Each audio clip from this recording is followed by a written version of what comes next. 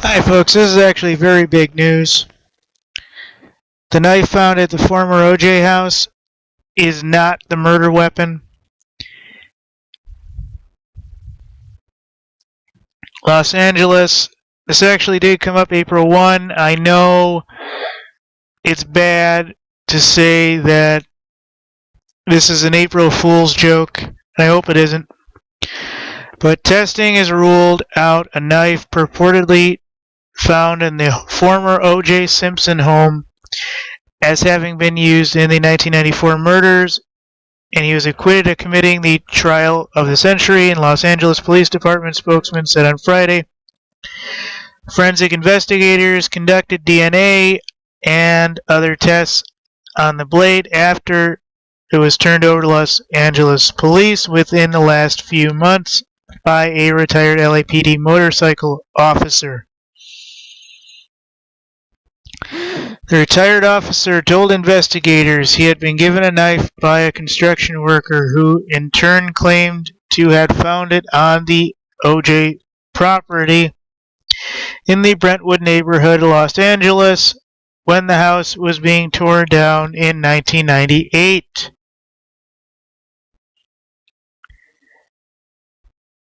We don't know if it's a hoax, but there's no nexus to the murders based on testing we've done, LAPD Captain Andrew Neiman said in an interview. Police have declined to elaborate on the timeline of when the knife was recovered and turned over to investigators. So in other words, they could have had this the whole time, and they just now decided to test it nearly 20 years later. But Neiman said earlier this month it was possible the whole story is bogus from the get-go. Simpson's former wife, Nicole Brown Simpson, and her boyfriend, Ronald Goldman, were stabbed to death on June 12, 1994, at her condominium a few miles away. Murder weapon was never recovered, and this sparked the trial of the century for OJ and his family, etc., etc., etc. So, I hope this isn't an April Fool's joke, ladies and gentlemen. But the knife found at the former OJ house is not the murder weapon used on the two in the driveway.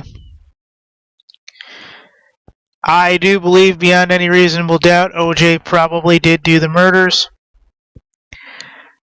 I also believe that, like this, the LAPD is withholding more information and more evidence to keep him from being released. Now, I hate to say that and believe that, but I truly believe that. So, I don't think this is going to be over for a little while, and I personally would have had this guy home by now. The guy did the crime, fine. He did his 5, 6 or so years. He can go home. You know, that's the way it is, folks. You don't have the murder weapon? Well, guess what? There's no double jeopardy, there's no this, and there's no that. So, it's sad, really. It's sad that this sort of thing would happen, and it's very sad to say that, you know, not only one wife, but I think it was two, and the boyfriend, along with supposedly others. I don't know, folks.